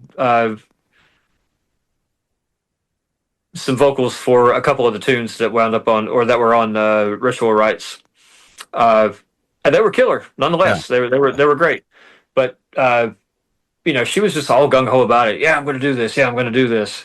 And then one day she's like, yeah, well, I might not really have time to do this. And I'm like, what the fuck? I was like, we already got this stuff done. That's cool. I'm like, all right, fine. That's cool if you guys have stuff to do. I think maybe somebody in the band got pissed that she was going to work with me, because at that time, that was kind of when was that? That was after 333. I don't know. I kind of feel like, because like Phil knew those cats too, and I think maybe Phil probably talked shit, which is fine. I don't care. I'm not blaming anybody for this. Yeah. If I blame anybody for it, I blame it for myself. Once again, I have in the past not been easy to work with. But she wound up quitting, so I'm like, all right, fine. But I was talking to Stian one day, and he's like, I was talking to him over Facebook Messenger, and he's like, man, he's like, those tunes are really good. He's like, I think I know somebody that would be perfect for this. And so he got me and Annette in contact, and I was like, hey, you want to try this? And she's like, yeah. So she recorded the tunes. The lyrics were already written, so I gave her the lyrics. She recorded the vocals in her spot, sent them back to me. I'm like, yeah, let's do it. Hell yeah. And again, Retro Whites, that EP is just fucking amazing, man. It's great. y'all did a fucking fantastic job on that thing. Yeah, I love it, man. It's a great album, and I'm glad. I have always been super glad that it worked out that way, because even though Jess's stuff was really good on those tunes, Annette's voice just transformed that music into something totally different. Yeah. Something way more cryptic. Whenever she sent me the link to it, it's like I found it better than Blood Ceremony. Nice. Like some nice. That EP, I can make an argument that it's better than some of the Blood Ceremony stuff that people are in love with. Yep. I mean, I think it's great. I mean, I would, those cats are really good friends of mine. Sorry, y'all, but yeah, I agree. I mean, it's good stuff. I really hate it, and that's another thing too, man. Like that whole Hell's Heroes thing, and with Hour 13 thing falling through, like all that shit really fucking got me down, because not only were we gonna play Hell's Heroes, like a lot of those people I haven't seen or talked to in a long time. Yeah. And for me, it wasn't so much about getting to play a big ass fest. To me, it was about going to get to see a bunch of people that I haven't seen in a long time. Like the last time I saw Blood Ceremony, they played in Asheville. They were on tour with Kyle Lessa, who Hour 13 toured with a couple of years before that. And being able to see Sean and Ollie at both, it was fantastic. Like I love those cats so much. They're great people. And I know they played that fest as well, and I was really, really excited to see them, and to hang out. And Sean from Mitochondrion, Tithe, Canadian guy. It was his birthday weekend, and I was really looking forward to spending that time. Yeah. but because people can't fucking keep their feelings to themselves and cause fucking drama. It happens, man. I mean, what can you do? Fucking But pissed me off so much, man. I was yeah, I even really bitter about that shit. I mean, it's just like, and that's one of the reasons why I don't, I'm really grateful for the impact that Hour 13 has had on the people that it has. Um, but it's until it feels right again, it's over. yeah. Well, I hope it feels right again real soon. Yeah. But yeah, I remember talking to Christian about it, and we were both equally, as bummed out because we really want to see y'all guys do it, man. And I know I was really, I mean, my boys in Goat Horde, they were playing, Eclipse in its entirety, so that was something to look forward to. I rode with them to the fest, and I was like, man, I went straight to Christian. I was like, hey, when does Hour 13 hit the stage? Like, oh, dude. Yeah. But all good things come to those who wait, I suppose. So I'll keep waiting. But man, and I got one more question for you. I'm just like I'm really curious at what you're listening to now these days. Outside of I don't know if we talked about like anything beyond Bathory's black metal, but like, are there any other like the second wave of black metal bands that you're into these days? Second wave. I mean, always the earliest. Like, no matter how many people fucking harp on the guy, no matter how many memes get made about the guy, fucking Oski is one of the best albums that ever came out of that scene. I don't give a fucking shit. I don't care. Like, you can't listen to that record and you can't look at it and not just understand that he is probably one of the only people in that scene that fucking put his goddamn money where his mouth is. You fucking burn a church, you take a picture of it, you put it on your fucking album cover. Oski is one of the greatest exports, other than the first 4 Darkthrone albums, that ever came out of that scene. Yeah. Panzerfaust, Under a Funeral Moon, yeah, to me is one of the coldest records ever made. Oh, 100%. You're not going to find any argument from this side. Fucking no. I mean, the early Emperor stuff, like, I really did not like Anthems for the Velkin at Dusk and Forward. I didn't care for any of that stuff. Yeah. Just the polished, the man bun nowadays. I don't understand how the fuck you can play in the Nightside Eclipse in its entirety with a fucking turtleneck. It fucking drives me nuts. Like, I don't know. But at least they're doing something with it. I don't know. But I mean, in a lot of the like the more obscure shit that never really got any of the clout that the main bands did, like those fucking those mains demos, the 3 mains demos before they went all electronic. Those things are just fucking, they sound like shit and they're fucking dark as fuck. They're great, To me, that's like the epitome of what black metal is. I think a long time ago when all of that started, when it would come out, the self-titled, I remember going to a record store, Play It Again Records, Valdez, North Carolina, like one of the biggest redneck spots ever. But this dude, Dave Minch, that used to live here in San Francisco, moved out there after he was used to be in a band called Toxic Reasons. He moved to take care of his dad, and he opened up a record store. That dude had every fucking thing you could ever possibly find, like all those old school fucking rags, Wild Rags records, bootlegs and shit. Yeah. He had all that stuff, all the Seraphic Decay, like with the experimental stuff. He's the guy that got me into like Zero Comma, the Secret Eye of Layla, the album made with all human bones. Like, that's one of my, sit right over here on my wall. It's like one of my favorite things of all time. Just absolute total ritual music. Like, he got me, he turned me on to a lot of this stuff. But my buddy Robert Riopel was working there, and he's like, yeah, we just got this fucking weird ass CD in from a one man band from Norway. The guy said it was recorded really really shittily. Like the music sucks, but the sound's pretty cool. And it was the self-titled Bursum album, you know. Yeah. So he put it on, and I was like, this fucking shit doesn't even make any sense. What is this, you know? Yeah, So I yeah. bought it, and took it home, and was just like listening to it. And a Lost Forgotten Sad Spirit came on, and I was like, this has got to be something that's like only pertinent to this, to a certain area. Like this has to just be that. Like, Yeah. you know, I didn't have any idea of what it was. Did fast forward a couple days.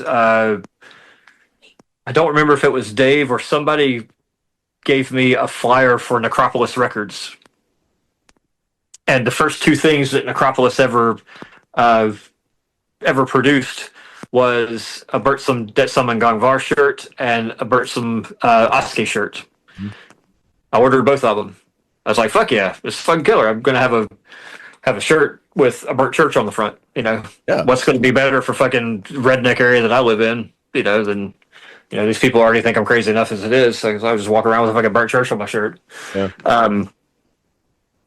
Then we got that, and those finally showed up after about 3 months. Like it took for fucking ever. I don't know what took so long. I think maybe he was doing like a pre-order before the days of pre-orders. You know, because this was still like 94, 95, somewhere around there before Right. do anything really about this stuff.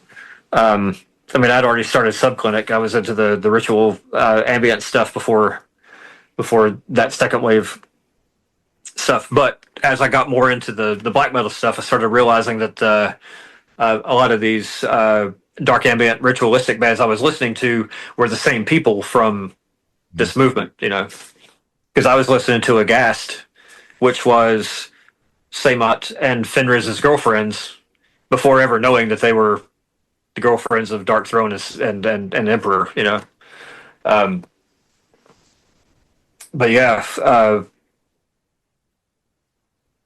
there was something else that Necropolis released. I think it might have been the Hades, the first Hades CD that had the lightning strikes on the front. I remember seeing that and thinking, "Oh, that's pretty cool." Then my buddy Mark came over one day and he's like, "I got this record. You got to hear it, but I want to trade you something for it." And I'm like, "All right, cool. What do you want?" And he's like, "I want your Cleanse the Bacteria album. It's it's a great fucking punk rock compilation. It was really hard to find back then. Now you can find it everywhere." But I was like, "What is the record?" And he was like, "It's from a band called Dark Throne. It's an album called Under a Funeral Moon." And I'm like, "Well, let's hear it. I've never heard it, so let's see what it is." Put it on.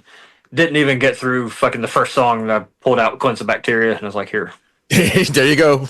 you can have this." Yeah. And I remember he left, and it started snowing outside. And so I went. I had a bottle of like fucking Absolute Citron or something. Cut up some oranges, muddled it in the bottom. If I can put some of that in there, and was just sitting there listening to that record. And I was like, "Man, this is fucking really special stuff." Like, this is. At that time, I didn't like it as much as.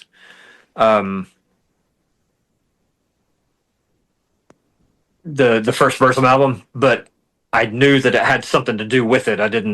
Still didn't understand that this was like part of some big movement, Yeah. But then, was it my one of our other friends, Nick, came over and he's like, I found this mail order, and I ordered some stuff, and he had gotten Wrath of the Tyrant demo, and he had gotten fucking Ophthalmia, A Journey in Darkness. He's like, "I love this Emperor stuff, but this Ophthalmia shit sounds like fucking Black Sabbath. I don't want it." Yeah. That album, the Ophthalmia, A Journey in Darkness, is probably the single most heaviest Hour of 13 influence ever. Really? That album, like, I put that on, and I was like, this is fucking nostalgia from when I was growing up, but this is the mindset of what I think about on a daily basis. Satanic depression. Like, the lyrics were just like, and I didn't know that it was, I didn't know about Abruptum yet. I didn't know about Dissection yet. I didn't know about Swordmaster. All those guys were, part of those bands. Didn't know anything about those. but I just remember like being, this still has to be adjacent to this other stuff, because I knew that they were a Swedish band, because being part of the, like in the death metal stuff, I saw that it was recorded by Dan Swano. It was released on Unisound, so already knew it was like a Swedish band. And then knowing that these guys in Norway were doing this other stuff, it's like, okay, that kind of makes sense. Dude, you talk about something that I have owned easily 10 copies of that album over my entire life, because I will listen to, I'll have a disc and I'll play it and I'll play it till it wears out. I've got a vinyl of it that I can't play because the fucking needle has eaten the groove so much it sounds like shit, Yeah. But that album to me, I think, is probably one of the most, because if you were to take Phil's voice off of a lot of those tunes and you put somebody like fucking Nodvect singing like that over this, it's what it's going to sound like, Yeah. There's a couple of those tunes that I sent Annette that are songs that were inspired from that sound. Like that's, it's when people hear it, because it was funny. She was talking about maybe trying some more aggressive style vocals on some of this stuff. And I'm like, yeah, that's what I had in mind when, I wrote a lot of these tunes, so, but I can't sing like that. I don't have that kind of voice. So it's one of the reasons why I never did anything like that. But, even, Tony Sarka had a, I don't know why, but he had an Instagram account one time before he passed. And I remember hooking him up, or, contacting him on there and just being like, yo, dude, like, Off the Lamia is like the single greatest. That album is like one of my top 5 records of all time. Like, and he's like, it was a wild time. Like, I was pretty sad when that guy offed himself too, man. I didn't really understand that one, but I don't know. It seemed like he was way more into building whatever those little figures are that they use for like battle games and stuff like that. I'm not sure what those things are. Like the little Warhammer, I believe it is. Yeah, probably something like that. Like, he was really into doing a lot of that stuff. But I don't know. I didn't realize that, like the threats against his family around that time, when he was getting out of the scene, when all that shit was going on, because a lot of the people were saying that, the Swedish scene were the people that came over and killed Euronymous and all that crap. And then like he started getting death threats and all this stuff, which is what made him get out of the scene. But anyway, yeah, going back to all, just getting into all that stuff like that.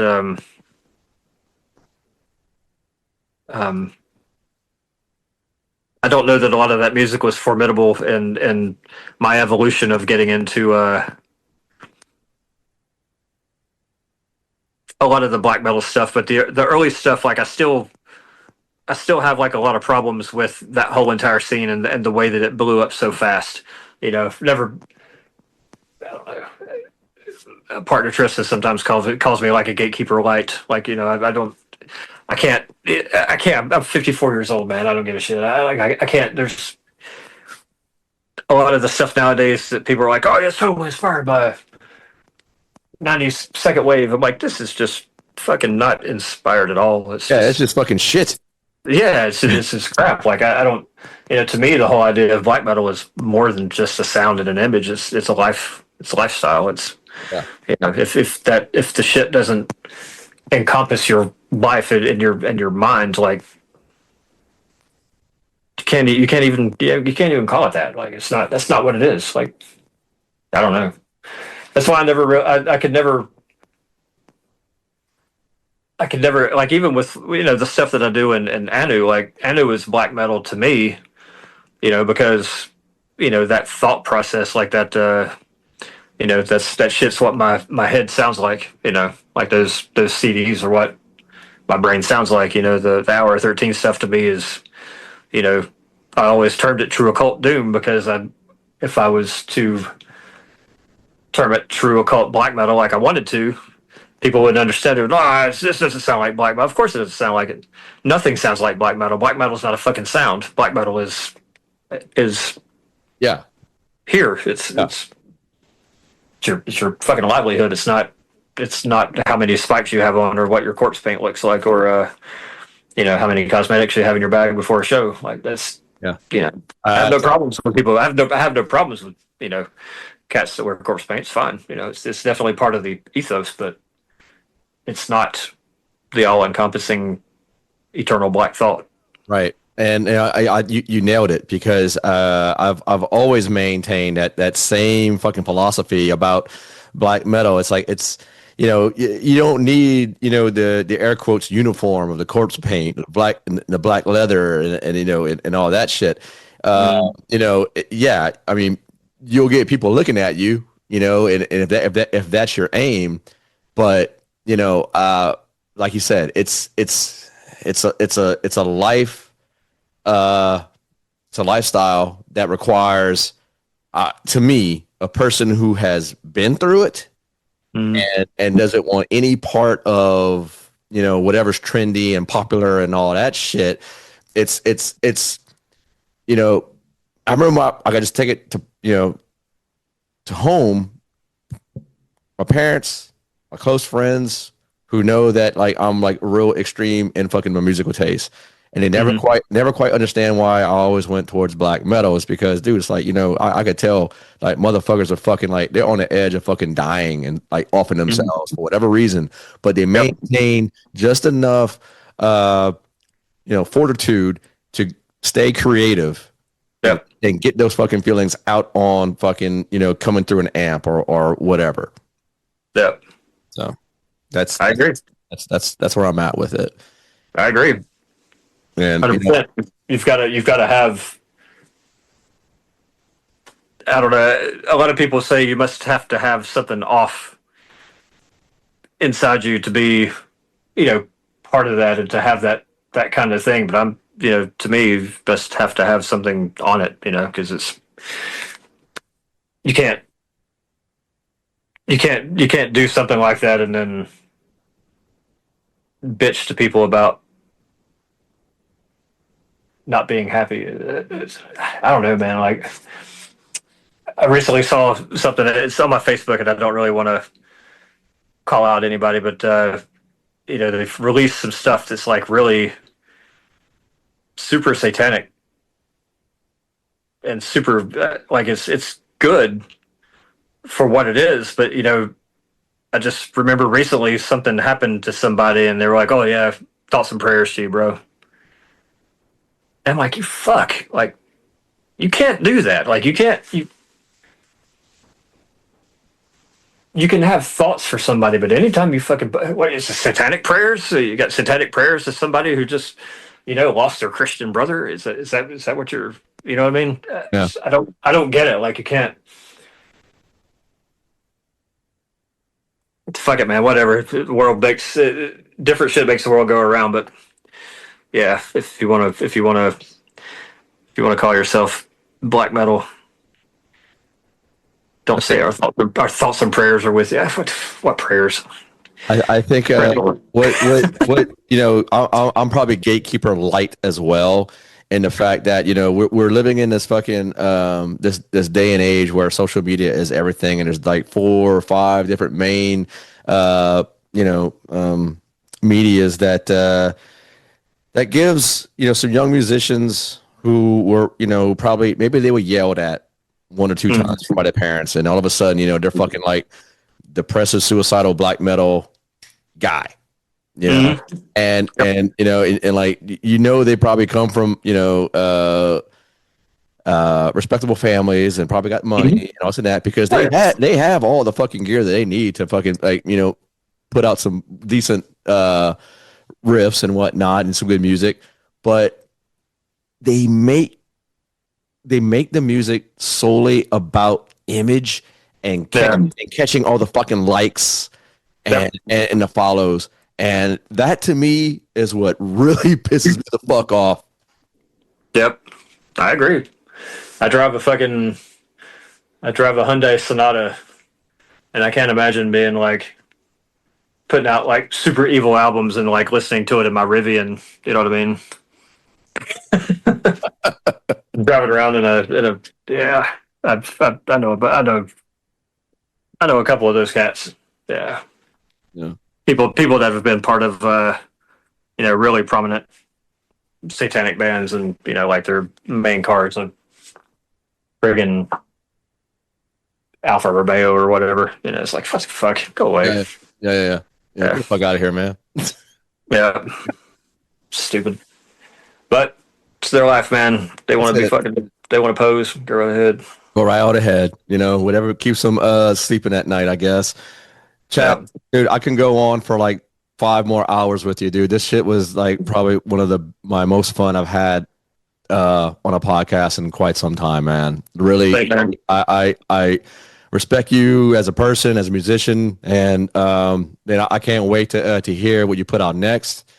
And you've covered the gamut of everything that I had in mind while having you. So thank you. I really appreciate your time, man.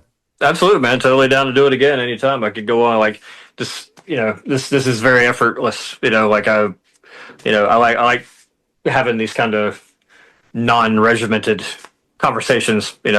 Yeah. My daughter was like, "You're going to be on an interview," and I'm like, "Well, I hope it's not really an interview. I hope it's more of a conversation." She's like, "You don't really like people asking you questions, do you?" I'm like, "No, I don't mind that. It's just she's seen me whenever I'm like trying to like email questions back. People that have sent me stuff in the past, and I'm just like, man, I can't do it this way. Like, I can't just sit around and like answer questions. I just want to like just talk. Like a conversation. Like this is a conversation to me. This is and it's it's informative. And it's great. So I appreciate you making this very effortless. Yeah, I really appreciate it, man. Seriously, one thing that I always tell people either before they come on or like even during an episode, dude, I'm no fucking journalist. I'm a fan first and foremost. One of my good friends, Bobby, he told me the other day, because I really contemplating like just pulling the plug on this podcast a few times and like leave it to this guy who set me straight and was like, dude, Mo, you come across as a fan first and foremost, who represents the rest of us who want to ask the questions, coming from a shy kid, and you get the artist in front of you and you're able to just put them at ease and just and have a great conversation, and that's my aim every single time. Hell yeah, cool, man. Well, I really appreciate it. Totally down to do it anytime. So fucking A. Yeah, man. Yeah, I appreciate you, and total support to you and your channel. Oh, thank you so much. Man. Yeah, man. Yeah, absolutely. I'll definitely be in touch with you for sure. I got your email, and maybe I'll even hit you up on you could follow my stuff on Instagram if you're on there or anything like that. Yeah, I heard you mention Facebook. Yeah, absolutely. Cool, brother, dude. It was a fucking pleasure. Thank you so much. Absolutely, man. Thank you.